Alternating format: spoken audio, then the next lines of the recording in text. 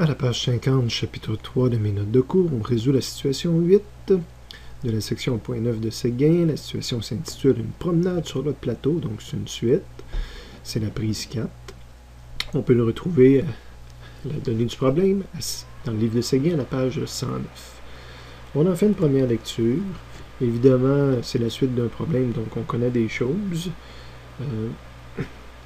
On désire déterminer la distance parcourue, mais on connaît le delta x et le delta y qui provient de la situation numéro 2. Et je veux connaître la distance parcourue, donc on l'identifie comme dp. dp, elle n'est pas dans les résumés, on va essayer de trouver une formule. Il n'y a jamais de formule. On analyse la situation pour le dp. La distance parcourue dépend de chaque situation. Dans ce cas-ci, on nous dit dans le fond qu'il va suivre les rues, donc il va être obligé d'avancer sur cette rue-là et de se déplacer comme ça. Fait que si on déplace sa distance parcourue, ça va être le pointillé qu'il y a ici. Ça fait que je mets mon dp, j'ajoute mon dp sur le dessin. Delta x est identifié, delta y. Fait que j'ai passé à travers mes trois variables importantes du problème. Elles sont là. Bon, ça n'a aucune importance que delta y soit positif ou négatif, que j'ai diminué par rapport à mon système de référence ou augmenté. Donc, j'ai besoin des valeurs absolues. Fait que dans ce cas-ci, c'est delta x en valeur absolue plus delta y en valeur absolue. Donc, je mets mes chiffres dans une calculatrice et j'ai ma réponse à ce premier problème de cette page. Parce qu'il y a un deuxième problème qui est la situation 9, une année vénusienne. Donc, toujours à la page 109 de Séguin, on en fait une lecture. Après avoir fait une première lecture, on repasse sur nos chiffres en 225 jours. Donc, c'est un delta t. J'utilise la lettre anglaise D, telle que recommandée par le système international d'unité. Mais J aurait très bien fait aussi. La planète Vénus a un tour complet du Soleil sur une orbite circulaire de 108 km de rayon. Donc, un deuxième chiffre, 108 millions de kilomètres, donc millions 10 à la 6, et c'est un rayon, on considère que c'est une orbite circulaire, même si c'est pas parfaitement circulaire. Et encore une fois, on nous demande quelle est la distance parcourue, mais également quel est le déplacement, donc le delta R, mais on est dans le chapitre vectoriel, donc on veut à la fois le vecteur et l'angle. Dessin de la situation, donc 2D, YX, orbite circulaire alentour du Soleil.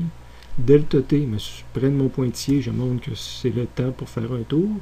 Comment que j'arrive à montrer que j'ai fait un tour? Je vais avoir dessiné mon point objet initial, puis mon point objet final, pratiquement l'un sur l'autre.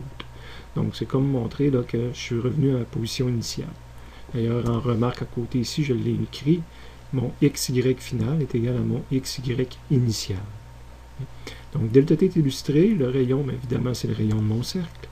Le dp, près du pointillé, ma distance parcourue, et le delta R, je ne peux pas le dessiner immédiatement tant que je ne l'ai pas calculé, parce que je ne sais pas dans quel sens le mettre, puis quelle longueur le mettre par rapport au reste.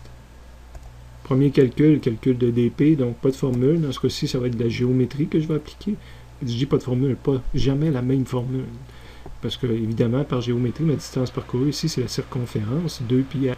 J'en profite pour vous montrer les outils que vous avez, dans le résumé que le gros document que je vous ai passé qui couvre tous les chapitres et qui couvre également des annexes. À la page 129, il y a l'annexe K qui est des outils mathématiques du type la géométrie de base. Donc on a toutes sortes de choses liées aux angles ici, liées aux différentes formes qu'on utilise souvent, trapèze, triangle, des formules pour calculer l'air. Sur la deuxième page pour l'annexe K, on a le cercle. Donc la circonférence, comment on peut la calculer avec le rayon ou avec le diamètre, l'air avec le rayon et le diamètre, les arcs de cercle, les objets en 3D. Donc à l'examen, je ne réécris jamais les formules pour de la géométrie de base. Vous avez accès à vos résumés, puis dans les résumés, il y a une partie annexe, là, géométrie. Donc de retour à mon problème, je pouvais calculer le dp de 2π fois mon 108 millions, et ça me donne ma valeur. Le delta R, c'est le module du déplacement.